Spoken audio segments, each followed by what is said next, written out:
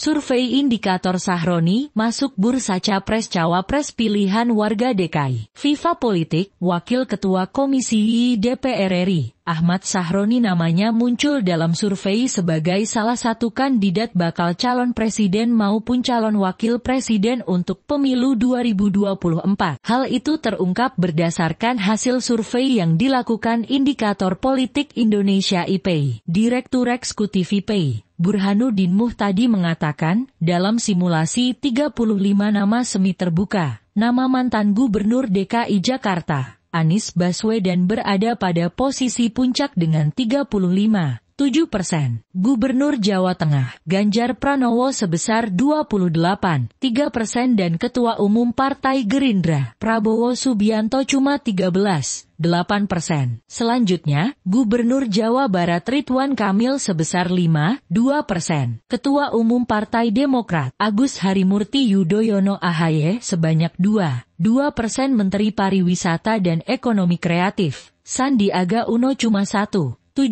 Menteri BUMN, Erick Thohir ada 1,4% dan Bendahara Umum Partai Nasdem, Ahmad Sahroni hanya 1%. Sahroni ada kenaikan sebagai capresnya, tapi selisihnya agak jauh dibanding nama-nama di atasnya, kata Burhanuddin pada Kamis, 11 Mei 2023. Menurut Burhan, calon wakil presiden penting untuk membungkus kemenangan minimal putaran kedua pemilu presiden Pilpres. Dalam survei semi terbuka ini, warga DKI memilih siapa untuk preferensi calon wakil presidennya. Nah, ada 19 nama yang ditampilkan secara semi terbuka, dan nama yang muncul lebih variatif ketimbang survei sebelumnya. Orangnya bukan hanya itu-itu saja, jadi kita tampilkan, silakan warga memilih ya. Ada beberapa nama baru. Kalau di survei nasional enggak muncul, di DKI Jakarta muncul. Jelas dia. Ia mengatakan 4 teratas muncul nama yang sering ada dalam survei nasional, yaitu Gubernur Jawa Barat, Ridwan Kamil 21,5%,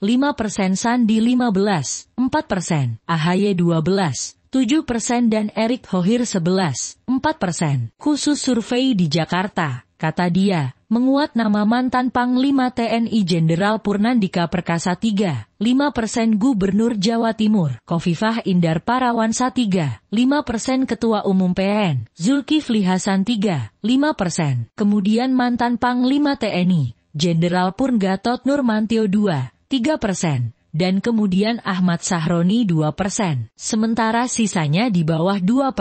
Itu nama-nama yang mungkin di DKI Jakarta suaranya lebih kelihatan ketimbang di tingkat nasional, ujarnya. Diketahui, survei ini dilakukan pada 24 Februari 3 Maret 2023 menggunakan metode wawancara tatap muka. Dalam survei ini, total responden sebanyak 60 responden yang merupakan warga DKI Jakarta berusia 17 tahun ke atas. Sementara, metode yang dipilih dalam penarikan sampel ini menggunakan sampel random sampling. Dengan metode ini, memiliki tingkat toleransi atau margin of error sebesar 3,5%, pada tingkat kepercayaan 95%.